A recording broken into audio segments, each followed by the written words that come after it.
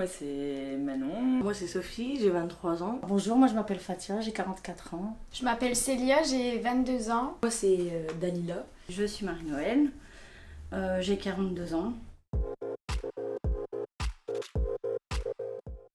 Je viens d'un parcours qui me prédestinait pas du tout à ça. Avant j'étais en logistique, donc j'ai toujours fait ça. J'ai fait un petit peu de tout, en démarrant par l'agroalimentaire, la manutention, serveuse, j'ai fait les centres. Et je me suis rendu compte après 5 ans à peu près à travailler là-dedans que c'était pas ce qu'il me fallait. Donc voilà, j'ai décidé de me reconvertir et de faire une formation en plaquiste. Ma famille en gros, c'est mon oncle qui m'a appris à faire ça. Et c'est de là où j'ai découvert le métier de peintre et j'ai fini dans le bâtiment. C'est vraiment l'aspect concret. C'est que, voilà, on a là typiquement, on travaille sur un projet, on a une salle vide, et qu'est-ce qu'on en fait? On monte des murs, on fait vraiment tout de A à Z, donc voilà, rail, placo, enduit, peinture, et puis voilà, on a un résultat qui est concret, qui est propre, qui est fini, et c'est hyper plaisant. Les clients sont différents, les journées sont différentes, les chantiers sont différents. Si on n'aime pas l'ennui, c'est le bon métier. Exactement. Voilà. La diversité. Parce qu'on ne reste pas assis. Voilà. Je ne me voyais pas non plus faire une formation en secrétariat, rester assis derrière un bureau. Et moi, ce que j'aimais aussi, c'est le contact clientèle. Parce que j'en ai besoin aussi. Donc, Je pense comme elle.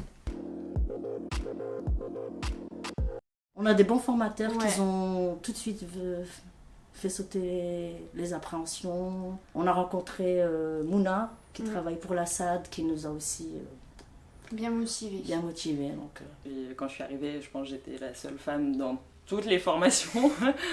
Et c'est clairement un autre monde que là où j'ai pu travailler avant, dans l'administratif, dans des bureaux.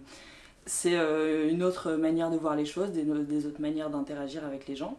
C'est hyper intéressant aussi, et moi ça me convient. De mon point de vue, fonce. Enfin, en tout cas, moi, je viens d'un milieu où on a toujours beaucoup valorisé le travail de bureau. Voilà, quand j'ai dit à mes parents, je suis commerciale, c'était la consécration. Et en fait, ça peut ne pas être fun, ça peut vraiment ne pas correspondre, malgré toute la pression de la société qui nous dit c'est la bonne voie, c'est ce qu'il faut, ce vers quoi il faut tendre, etc. Quitte à devoir déconstruire ça dans plein d'autres aspects de la vie, autant dire, voilà, ce travail il est à faire dans tous les cas, autant faire ce dont on a envie et partir le faire dans le bâtiment. pas avoir d'appréhension avant, parce que dans le groupe, c'est ce qui s'est passé un petit peu quand même. Il y en a Pas deux, mal qu'ils ont eu des... Et là, au jour d'aujourd'hui, elles n'en ont plus du tout. Donc, elles sautent vite les appréhensions. Faut pas avoir peur de se lancer, c'est vrai. Ouais, puis personnellement, je pense que les femmes qui font un petit peu, un minimum de bricolage chez elles, c'est facile. Ouais. Quoi. Je vous dirais, n'hésite pas, fonce. Bon. Fais ce que tu as envie de faire. Et regarde pas le regard des gens au cas où. Parce qu'il y en a qui ont peur du regard des gens. Parce que comme là, on fait un métier de... Entre guillemets, c'est les hommes de base qui font ça. Pour moi, il n'y a pas que les hommes. Enfin, même les femmes, on est capable.